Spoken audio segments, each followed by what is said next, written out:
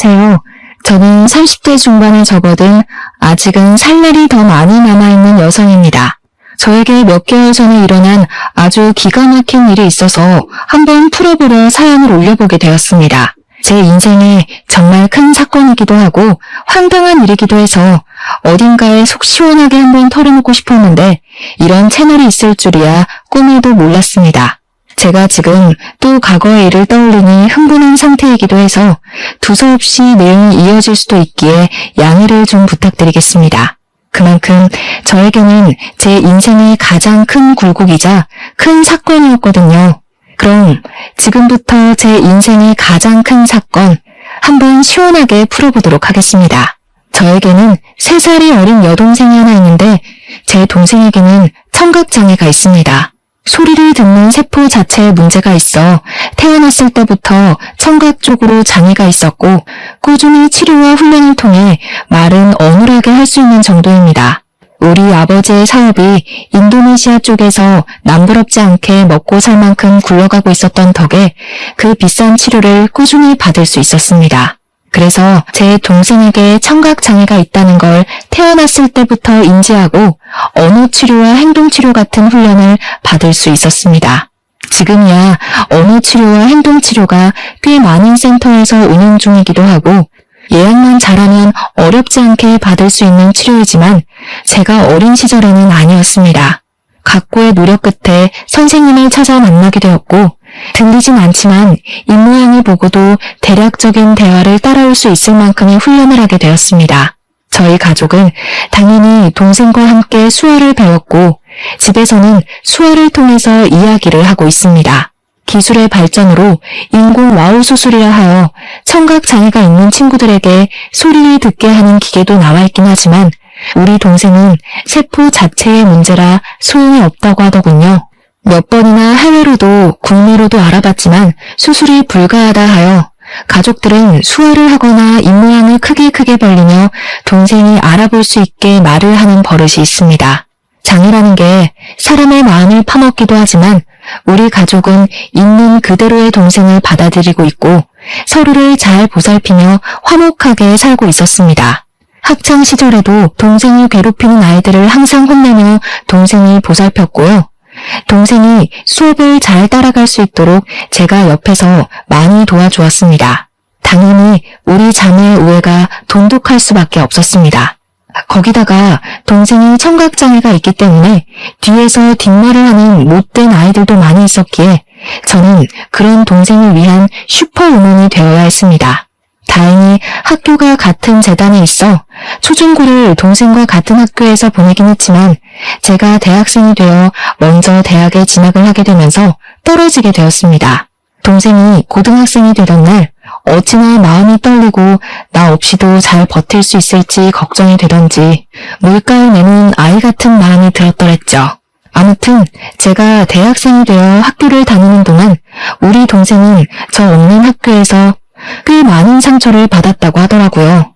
청각장애가 있는 동생을 꾸준히 괴롭히던 아이들 때문에 동생은 학교는 겨우겨우 졸업을 했지만 사람을 만나는 것을 두려워하게 되었습니다. 저는 그런 동생을 보살피며 취업까지 성공을 하였고 사회인이 되고 나니 정말 너무너무 바쁘더군요. 동생과 항상 주말이면 같이 시간을 보내곤 했었는데 제 일이 너무 바빠지니 주말에는 장난 퍼질러 자기에도 바빴습니다. 매일같이 이어지는 야근에 초과 업무에 동생이 파김치가 된 저를 보고 주말에 나가놀자는 말을 하지도 못하더라고요. 저는 매일같이 늘어지는 다크서클을 감추지도 못한 채 집에서 밥 먹고 자고만 반복을 했습니다. 하지만 그런 시간이 반복이 되더라도 저에게 새로운 사랑이 찾아오는 걸 막아내지 못했죠. 매일같이 회사에서 초과 근무를 하다 보니 같은 회사 입사 동기와 자주 마주치게 되었고 업무적인 이야기를 나누다가 사적인 이야기도 나누게 되었습니다.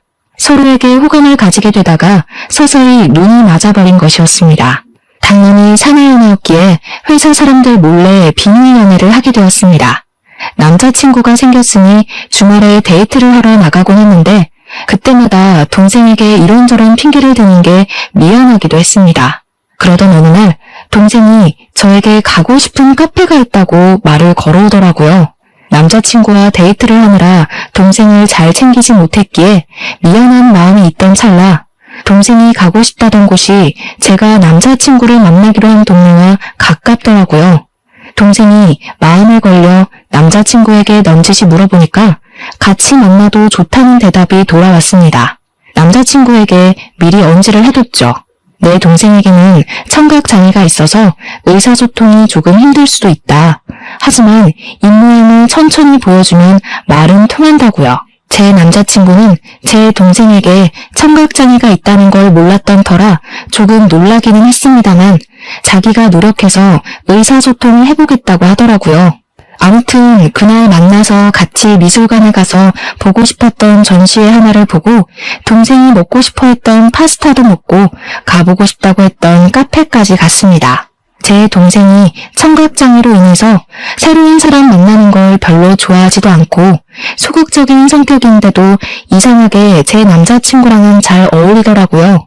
둘이 취향이 비슷한 건지 짝짝꿍도 잘 맞아서 저 없이도 손짓 발짓 해가면서 대화도 하고 하더라고요.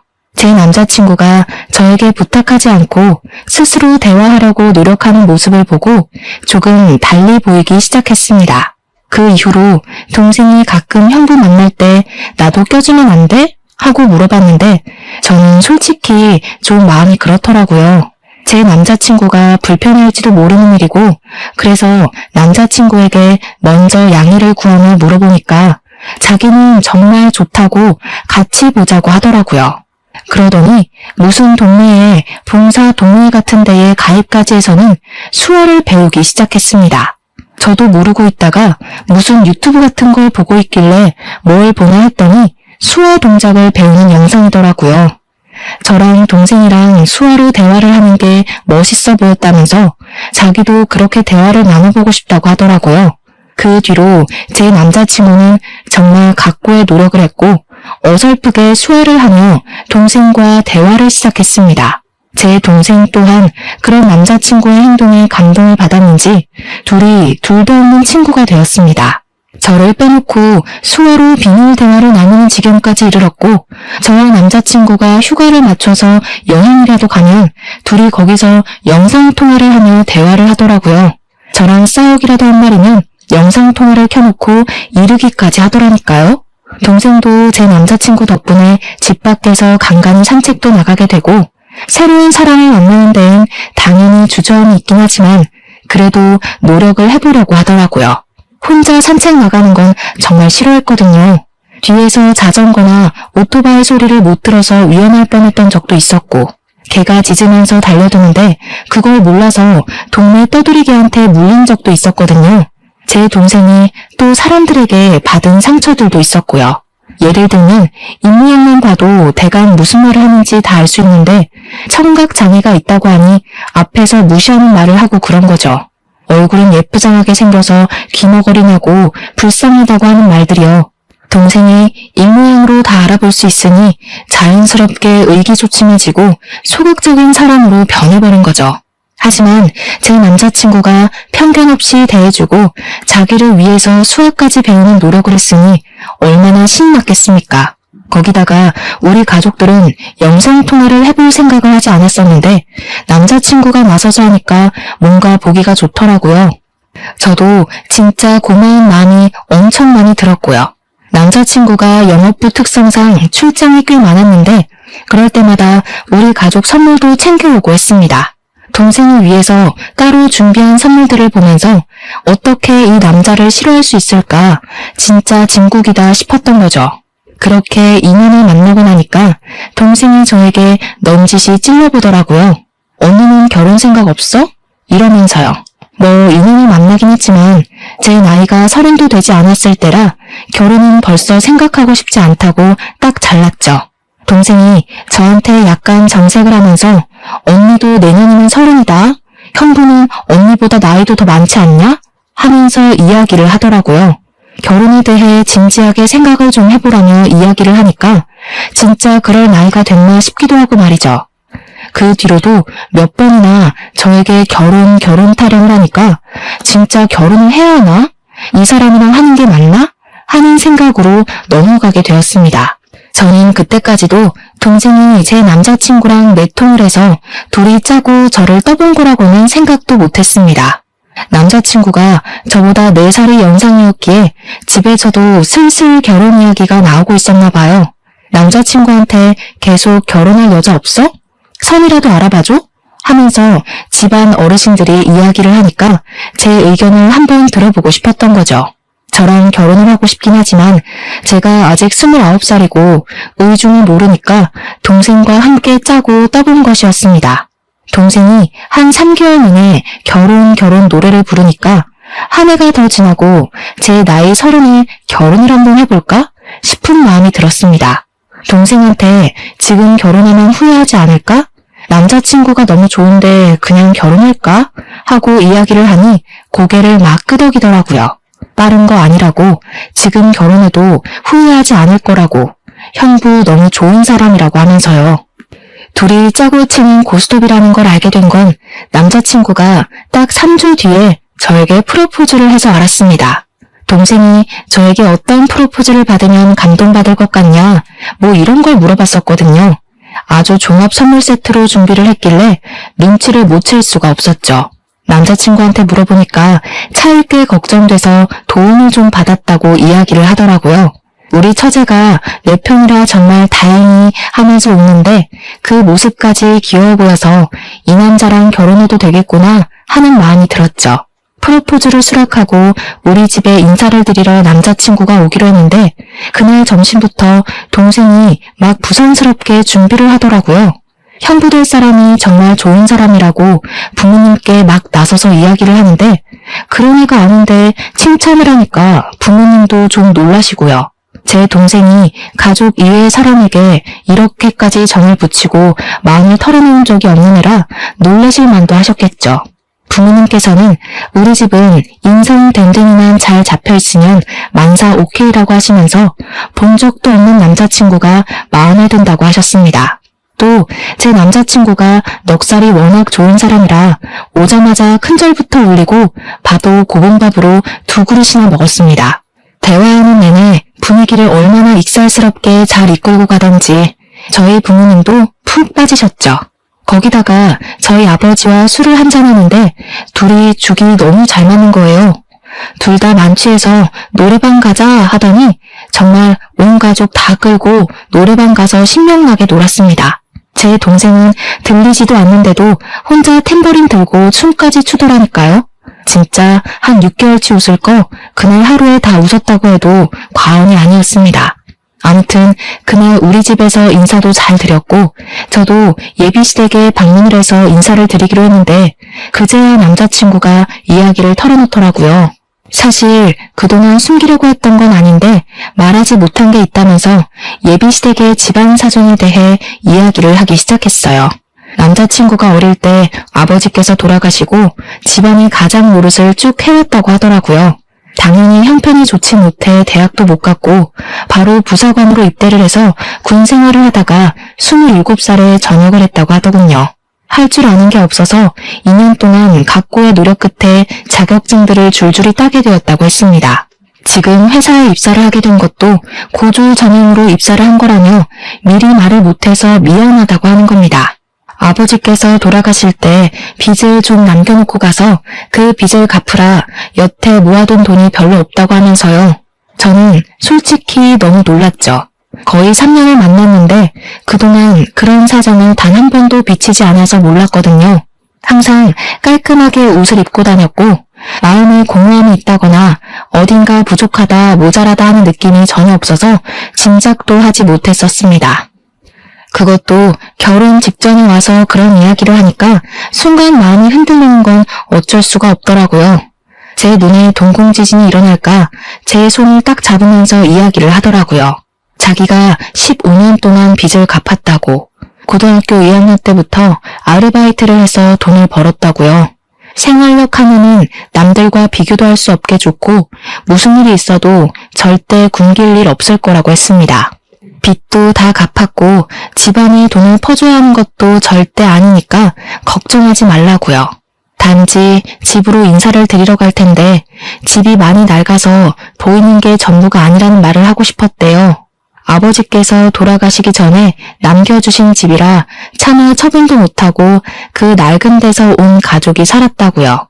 가족들의 소중한 추억이 담겨있는 집이라 상속 포기도 하지 못하고 돈을 다 갚을 수밖에 없었다며 덧붙였습니다.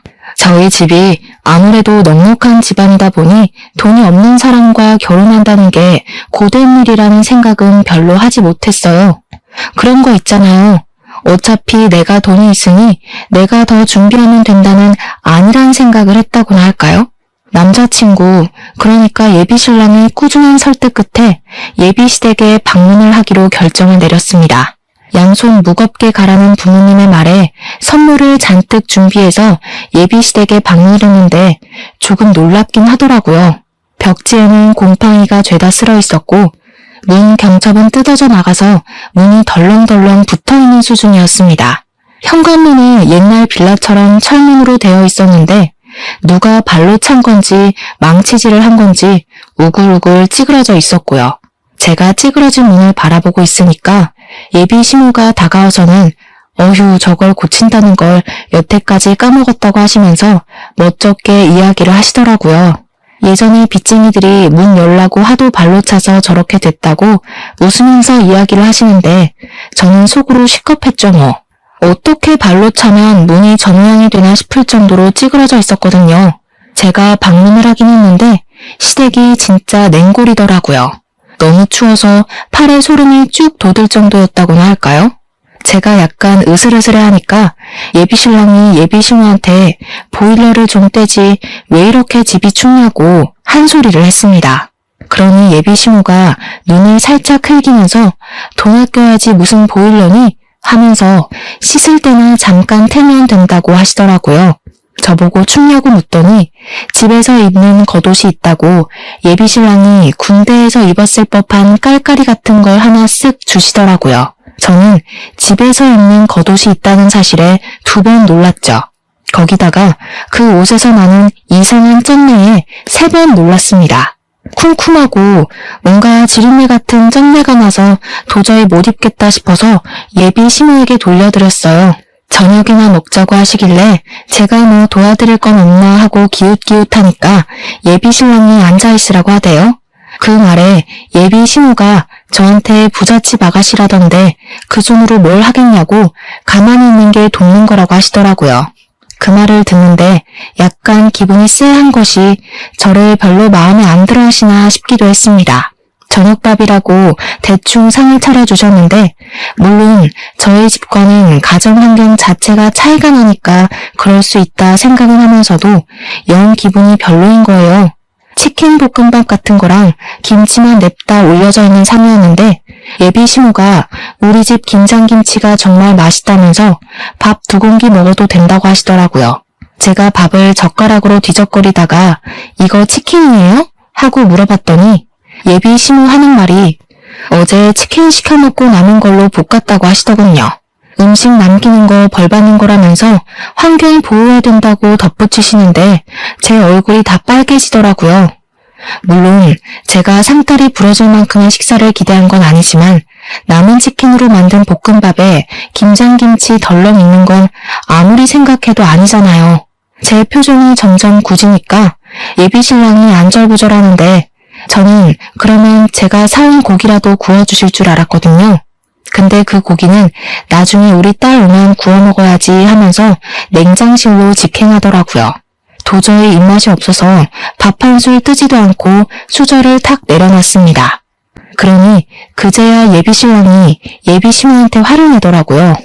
아니 엄마, 내가 어제 준비 좀 잘해달라고 10만 원 드렸잖아요. 그 돈으로 장도 보고 하시라고요. 어제 네 조카들 놀러왔던 거 몰라서 그래?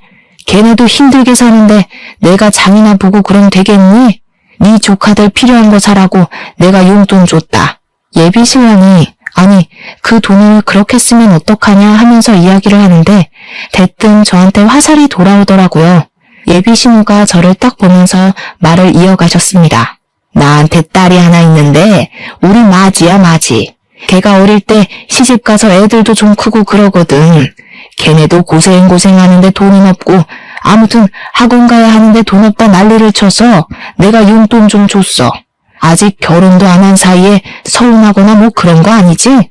그 자리에서 제가 어떻게 서운해요 하겠습니까? 막말로 그건 서운한 게 아니라 저에 대한 예의가 없는 거라고 생각했어요. 손님 불러다 놓고 치킨 볶음밥에 김장김치라니 기가 차서 원. 제가 그냥 아무 소리 안 하고 가만히 있으니까 예비 신부도 좀 민망했는지 그래 뭐 아가씨 돈도 아닌데 하고 넘어가시더라고요. 그 말에 기가 막혀서 표정만 더 굳어버렸습니다. 그렇게 찜찜한 자리를 뒤로 하고 나왔는데 고민이 엄청나게 되더라고요. 우리 집에서는 이만한 남자 없다, 빨리 결혼해라 하는데 시댁 분위기는 세상에서 가장 구질구질한 느낌이고 그런데 또 한편으로는 결혼해서 시댁 식구들 만나봐야 1년에 몇 번이나 보겠나 싶기도 하고 그래서 결혼 준비를 시작하게 되었습니다.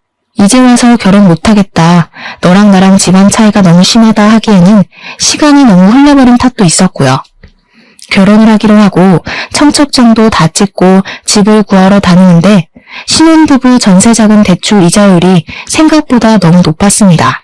예비 신랑이나 저나 둘 다 기본소득 이상으로 벌고 있어서 그런지 혜택 받을 수 있는 게 거의 없었습니다. 거기다가 아버지 사업체까지 있으니 더 그런 거예요. 결국 제가 골머리를 썩으니까 아버지께서 눈치를 채시고 먼저 말을 해주셨습니다. 사실 제가 동생에게만 슬쩍 이야기를 했는데 동생이 아버지께 이야기를 했더라고요. 언니가 집 때문에 고민이 많아 보인다고요. 아버지께서 저한테 집을 해주시겠다고 그러니 너무 대출받는 거에 신경 쓰지 말라고 해주셨습니다. 저야 너무나도 감사했죠. 제일 중요한 집 문제가 해결되고 나니까 알턴 일을 뺀 기분이었습니다. 집 대출만 안 받아도 솔직히 한 달 생활비에서 엄청난 차이를 보이니까요. 그렇게 모든 준비가 끝나고 결혼식 날이 왔는데 저는 신부 대기실에 내내 있느라 동생에게 무슨 일이 생겼는지 알 수가 없었죠. 근데 신부 대기실에 찾아온 동생의 낯빛이 너무 안 좋더라고요. 그래서 무슨 일 있었냐고 물어보니까 동생이 고개를 절레절레 젓더라고요. 근데 이 언니들의 감이라는 게 있으니까 동생에게 뭔가 있는데 숨기고 있다는 느낌을 세게 받았습니다. 저한테 결혼식 잘하라고 수어로 말을 하길래 저도 알겠다고 대답을 하고 있는데 신우가 신부 대기실에 들어오더라고요. 저희 자매가 수어로 이야기를 하고 있으니까 갑자기 어머 하더니 옳게 지금 동생 장에 있는 거 티내는 거야? 하더라고요. 순간 내가 무슨 말을 들은 건지 싶어서 신우한테 지금 뭐라고 했냐고 되물었더니 인상을 팍팍 쓰더라고요. 우리 동생이 그 찰나에 어깨를 움츠리는 걸 보고 이 망할 신우가 내 동생한테 뭔 짓을 했나 싶었습니다. 제가 빤히 신우 얼굴을 보고 있으니까 신우가 하는 말이 결혼식 입구 앞에서 사돈어른이랑 사돈처녀가 수어로 대화를 하더라고 하면서 우물댔어요. 그런데 자기 쪽 친척이 신부네 집안에 벙어리가 있냐고 물어봤다면서 그래서 벙어리가 아니라 기모거리라고 했다고 이야기를 하는 겁니다. 순간 심장이 벌렁벌렁하면서 화가 엄청나게 나더라고요. 근데 신우가 거기서 멈추지 않고 선을 넘더라고요. 자기네 친척이 그런 거 다 유전병 아니냐고 물어봤다면서 동생이 장손인데 하자 있는 집에 장가 보내는 거 아니냐고 난리를 쳐서 자기가 곤란했다고 하더라고요. 우리 동생이 아무리 못 듣는다고 해도 눈치라는 게 빤히 있는데 입모양만 보고 대충 무슨 이야기인지 알아차린 것 같더라고요. 고개를 푹 숙이고 훌쩍거리는데 그 상황에서 열이 안 받을 언니가 어디 있겠습니까? 웨딩드레스를 입고 있다는 것도 까먹고 벌떡 일어나서 신우 머리채를 확 잡아버렸죠. 그러니까 도우미로 와주신 이모님이며 옆에 있던 제 친구들이며 놀래서 저랑 신우를 막 말리고 뜯어놨습니다. 제가 씩씩거리면서 머리가 다 헝클어진 신우를 향해 소리를 질렀습니다. 지금 그게 내 앞에서 할 말이에요? 유전병이 어쩌고 어째? 지금 말 다 했어? 결혼식장에 와서 축하해주기 바쁠 텐데 별 걱정을 다 하네 진짜. 나 기분 나빠서 결혼식 못하겠으니까 당장 가서 결혼식 취소됐다고 해요. 그러니 신우가 화들짝 놀라서 아니 뭐 그렇게까지 말을 하고 그러냐고 제 동생한테 어우 내가 미안해 하는 거예요. 그 형식적인 사과에 화가 나서 지금 신우가 한 짓을 생각해보라고 내가 이 결혼식을 내 발로 들어가게 생겼냐고 하면서 소리를 질렀죠. 제가 신우 머리채를 잡았다는 게 신랑 귀에도 들어갔는지 신랑이 막 뛰어들어오면서 무슨 일이야? 왜 그래? 하더라고요. 도저히 분이 풀리지가 않아서 너네 친척들이며 너네 누나며 할 것 없이 내 동생 보고 기먹어리니 벙어리니 유전병이니 정신 나간 소리 하더라 했습니다. 내가 지금 이 말을 듣고도 결혼식장에 들어가는 게 맞겠냐고 나 결혼 안 하겠다고 하니까 신랑이 신우 째려보면서 누나 하더라고요. 어떻게 사람이 그런 소리를 아무렇지 않게 하냐고 신우가 내 눈앞에 있으면 결혼식 안 하겠다고 했죠. 그 말에 신우가 놀래서 지금 동생 결혼식장에서 자기를 쫓아내는 거냐고 그런 말도 못해? 내가 못할 말했어? 하길래 또 열받아서 성큼성큼 갔어요. 머리채를 쥐어잡으려고 하니까 신우가 놀래서 피하더라고요. 신랑이 신우 보고 동생 결혼식 망하게 생겼는데 자존심 부릴 일이 남았냐면서 신우를 쫓아냈습니다. 진짜로 신우는 저희 결혼식장에 못 들어왔어요. 제가 신우 있으면 결혼 안 하겠다고 하고 대기실에 눌러 앉아버렸거든요. 신우 쫓아낸 거 확인하고 나서야 식이 시작이 되었고 찜찜한 마음은 그대로 제가 떠안게 되었죠 뭐. 결혼식이 끝나고 신혼여행길에 오르는데 제가 기분이 영 안 풀려서 동생한테 이야기를 했어요. 절대로 그런 이야기에 마음 쓰지 말라고. 못 배워먹은 인간들이 하는 말 귀담아 듣지 말라고 했죠. 그러고 비행기를 탔는데 남편이 저한테 그러는 거예요. 못 배워먹은 인간들이라고 한 거 사과하라고요. 제 남편이 대학을 못 나왔다고 했잖아요. 그래서 그런지 공부에 대한 자격지심을 좀 부리긴 했어요. 고졸 전형이랑 대졸 전형이랑 연봉 차이가 좀 있거든요. 남편이 영업부라 실적은 괜찮은데 기본급에서 차이가 나니까 대졸 전형자들이랑 크게 월급 차이가 나지 않았거든요.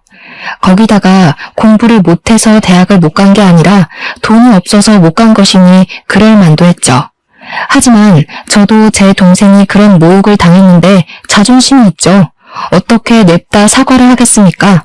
저도 의견을 굽히지 않았고 사과는 못하겠다고 했습니다. 둘 다 자존심을 부리다가 신혼여행 가는 비행기 안에서 12시간 내내 아무 말도 안 하고 있었다니까요. 도착해서도 냉기만 폴폴 풍기다가 사과를 안 하면 같이 안 다니겠다고 먼저 선수를 치더라고요.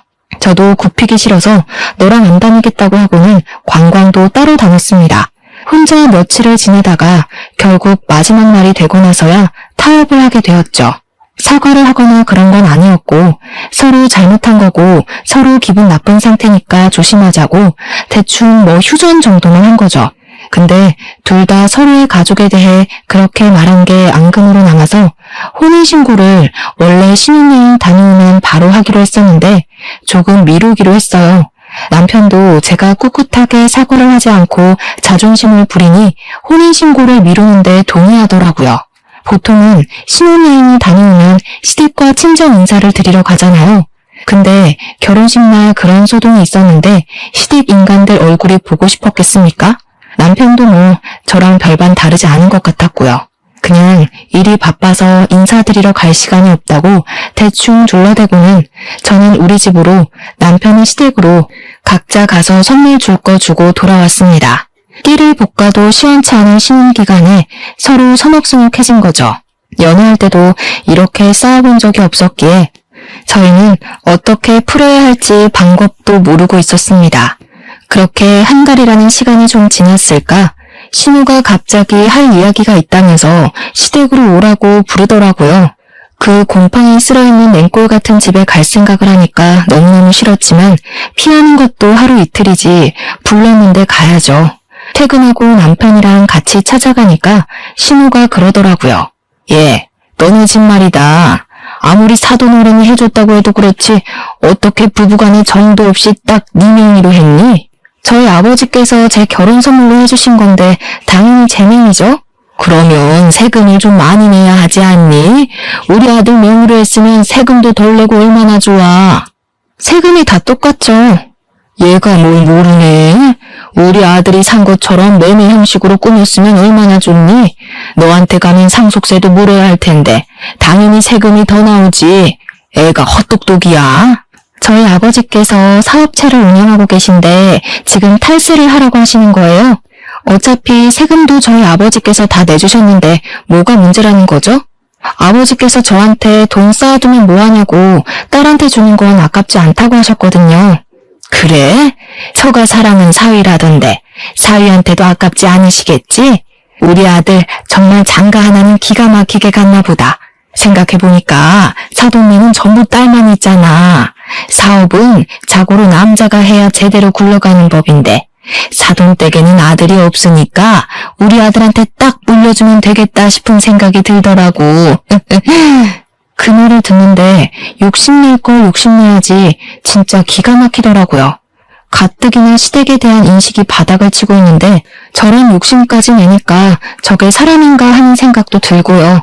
결혼한 지 한 달 막 지났는데 왜 남의 집 사업에 관심을 가지고 욕심을 내는지. 저희 아버지께서는 기업은 기업인이 운영해야 한다는 주의셔서요. 가족들에게 승계할 생각 전혀 없으시고요. 나중에 은퇴하실 때 전문 경영인 두실 거래요. 아니 왜? 그 귀한 사업체를 남에게 맡기니? 우리 아들이 얼마나 노력해서 지금 회사 입사했는지 너는 알지? 우리 아들 능력 한번 보면 말이 달라지실 거다. 그러지 말고 이참에 사돈네 회사에 우리 아들 한 자리 주라고 좀 해봐. 한 자리에서 능력 좀 보고 기업도 물려받고 하면 딱이지 않겠어? 우리 며느리 능력 좀 한번 보자. 남편이 잘 돼야 아내도 편한 법이야. 어머님, 지금 아들 취업 청탁하시는 거예요? 어머님 아드님은 자기 능력으로는 아무것도 못하는 바보인가요? 지금 다니는 회사도 열심히 노력해서 취업한 거 알아요. 충분히 자부심 느끼면서 사는 것 같던데 왜 그러세요? 우리 아버지 회사에 굳이 취직 안 해도 이 사람 잘하고 있는데 그런 말씀으로 취업 청탁하시면 어머님 아들만 바보 만드는 거예요. 그러니까 신우가 씩씩거리면서 지금 우리 아들 바보라고 했냐, 모자란 놈 취급이냐 하면서 성을 내시더라고요. 제가 뭐 틀린 말 한 것도 아닌데 씩씩거리니까 웃기더라고요. 저도 제 할 말 끝났으니까 그냥 자리에서 일어나 버렸습니다. 그 자리에 더 앉아있어 봐야 얼굴 붉힐 놈만 남은 것 같고 이런 취업 청탁이 영 듣고 싶지도 않았고요. 결혼했다고 우리 아버지 사업체까지 자기 몫으로 만들어버리려고 하는 파렴치한 신우 앞에서 하하호호 웃으면서 밥까지 먹었다가는 체할 것 같았거든요. 그래서 가방 들고 나오니까 남편이 뒤따라 나오더니 제 팔을 확 잡아채는데 그 힘이 너무 세서 팔이 빠지는 줄 알았습니다. 제가 당황한 나머지 악소리를 내면서 지금 뭐 하는 거냐고 힘들어하냐고 한마디 했죠. 그러니까 신우가 저를 보면서 혀를 끌끌 차면서 왜 따박따박 신우한테 말대답을 하거든요면서 한 소리 하는 거예요. 남편은 눈을 크게 뜨고 제가 하는 행동이 잘못됐다는 식으로 바라보고 있고 신우는 뒤에서 구시렁거리고 이것들이 죄다 한패인가 본색을 벌써 드러내는 건가 막 온갖 잡생각들이 머릿속에서 춤을 추더라고요. 제가 못할 만한 것도 아니고 왜 남편 몫이 아닌데 자꾸 욕심을 내는 거냐고 했습니다. 그러니까 남편이 하는 말이 자기가 욕심낸 것도 아니고 아들이 잘 됐으면 하는 부모의 마음인 걸 모르냐고 하더라고요. 제가 아무 소리 안 하니까 남편이 먼저 아 됐어 너랑 무슨 이야기를 하냐 하면서 말을 끝내더라고요. 지금 누가 할 소리를 하는 건지. 연애할 때는 그런 내색 한 번 없더니 결혼하니까 돌변하는 게 무섭더라고요. 이 인간이 결혼하고 나서 진짜 우리 아빠 사업체에 한자리 하고 싶었던 건가 싶어서 소름이 쫙 돋았습니다. 그렇게 냉전이 지속되니까 하루하루 지쳐가면서 내가 왜 이 사람이랑 살아야 하나 싶더라고요. 어차피 혼인신고도 안 했는데 그냥 헤어질까 하는 찰나에 동생에게서 연락이 왔습니다. 자기가 아버지 회사에 출근을 하게 됐다고. 형부 덕분에 기운도 차렸고 새로운 걸 해보고 싶은 마음에 컴퓨터 학원을 다니면서 워드 자격증을 땄대요. 정정당당하게 이력서 넣고 면접 보고 합격해서 출근하게 되었다고 하는데 마음이 다 뭉클하더라고요.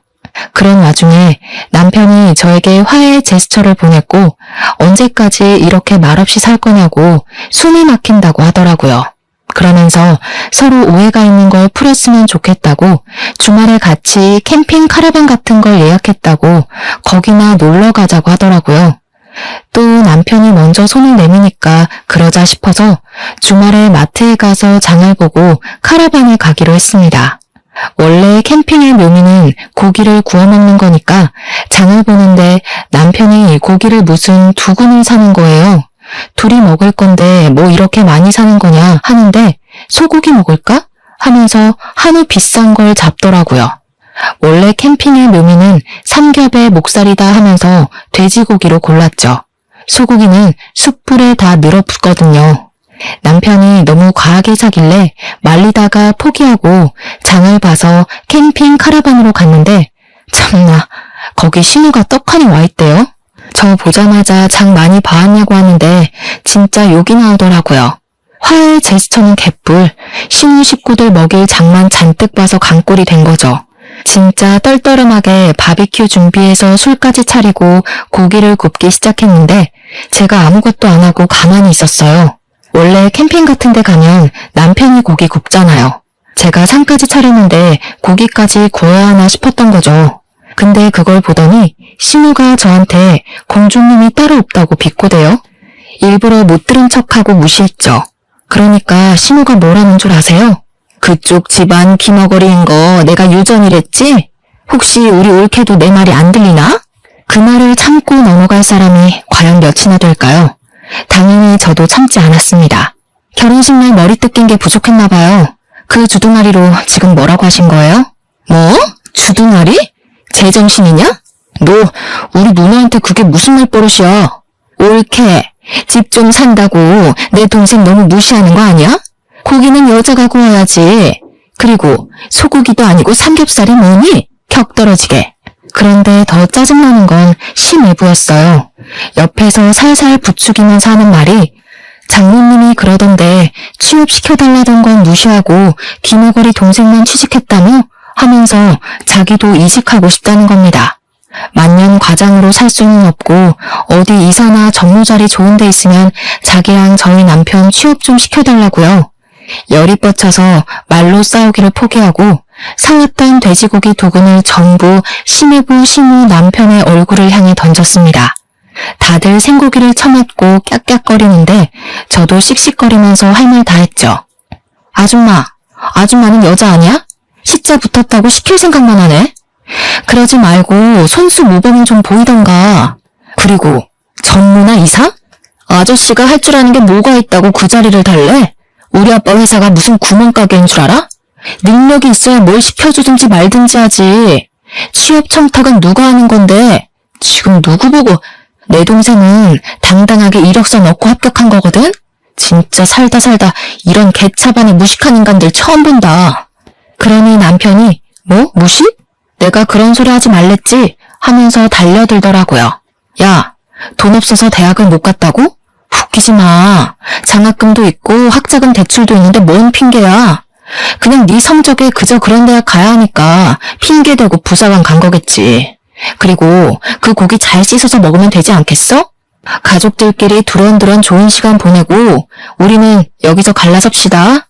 혼인신고도 안 했겠다. 집도 4명이겠다. 혼수도 내가 해왔겠다. 몸만 나가면 되지? 옷까지 몇 개 있는 거 그건 택배로 보내둘게. 착불로. 남편이 뒤에서 부들부들 떨면서 진짜 가면 이혼이야 하는데 저는 이미 갈라서기로 결심했는걸요. 그대로 운전해서 신혼집 비밀번호부터 바꿔버리고 대충 짐 싸서 친정으로 도망을 왔습니다. 친정 부모님이 놀라시긴 했지만 제가 차근차근 모든 일을 이야기하니까 아무 소리 하지 않고 잘 왔다고 해주셨어요. 그 와중에도 카라반에서 1박을 하고 온 건지 다음날 집 비밀번호 뭐냐고 난리치는 거 내 집에 자꾸 들어가려고 하면 가택 침입으로 고소하겠다고 했습니다. 친정집에서 출퇴근을 하는데 같은 회사를 다니고 있으니까 회사에서도 계속 찾아와서 난리를 치더라고요. 한 열흘 지나니까 저도 스트레스를 받고 아버지께서 저한테 그러지 말고 아버지 회사에 들어오는 게 어떠냐고 하셨습니다. 회사에 바로 사표 던지고 아버지 회사에 낙하산으로 들어가기로 했죠. 사표 내고 오전 중에 신혼집 가서 남편 물건 택배로 보내고 나왔는데 오후에 퇴근하고 나서 또 비밀번호 타령하길래 바로 경찰 불렀습니다. 혼인신고도 안 했으니까 가택 침입으로 조사를 받게 됐고 그제야 제가 물을 마음이 없다는 걸 알았는지 갑자기 잘못했다고 하대요. 소 잃고 외양간 고치는 것도 아니고 저는 이미 결심이 섰기 때문에 싹 무시했습니다. 며칠이 더 지나자 이번에는 시모가 재산 분할을 해달라고 연락이 온 거예요. 어디서 뭘 찾아본 건지 재산 분할은 귀책 배우자 상관없이 하는 거라고 당당하게 말하길래 저도 이야기해줬죠. 변호사한테 물어보라고. 고작 5달 살았는데 무슨 재산 분할을 해주냐고요. 거기다가 아직 혼인신고도 안 했는데 재산 분할할 대상도 아니라고 하니까 시모도 변호사한테 물어봤나 봐요. 어디 법률사무소에 가도 똑같은 소리를 하니까 저한테 위자료 1,000만 원만 주면 안 되겠냐고 하더라고요. 위자료는 지금 누가 받아야 하는데 그딴 소리를 하냐고 꺼지라고 해줬죠. 회사도 그만뒀겠다. 신혼집도 꽁꽁 닫아버렸겠다. 남편이 아무리 뻔뻔해도 친정집 와서 난동은 못 부리더라고요. 아버지께서는 시간이 지나면 다 잠잠해질 거라고 하시면서 저를 위로해 주셨습니다. 덕분에 아침마다 아버지랑 동생 손잡고 같이 회사 출근하고 있어요. 이혼이랄 것도 없는 제 짧은 동거 생활 5개월을 이렇게 청산하고 벌써 3개월이라는 시간이 더 흘렀습니다. 아직까지도 가끔은 야밤에 자니? 하면서 문자가 오긴 하는데 나중에 스토커 짓이라도 하면 고소하려고 증거로 남겨주고 있습니다. 전 회사에서도 수근수근 거린다는데 언제까지 붙어있나 두고 보려고요. 저는 아버지 회사에서 출퇴근 잘하면서 동생과 같이 주말에 놀러도 가고 시간을 잘 보내고 있답니다. 남자라면 치가 떨리지만 그래도 가족들은 좋은 사람 만나서 재혼하길 바라는 듯 하시네요. 그건 시간을 두고 천천히 생각해보면 되겠죠? 앞으로는 겉과 속이 다른 사람은 피하고 싶어요, 정말. 아주 짧은 결혼 생활이었지만 비혼도 나쁘지 않은 선택이라는 결심에 힘을 실어준 시간이었습니다. 여러분들도 현명한 결혼 준비 혹은 비혼 준비하시길 바라면서 제 이야기는 여기서 마치도록 하겠습니다.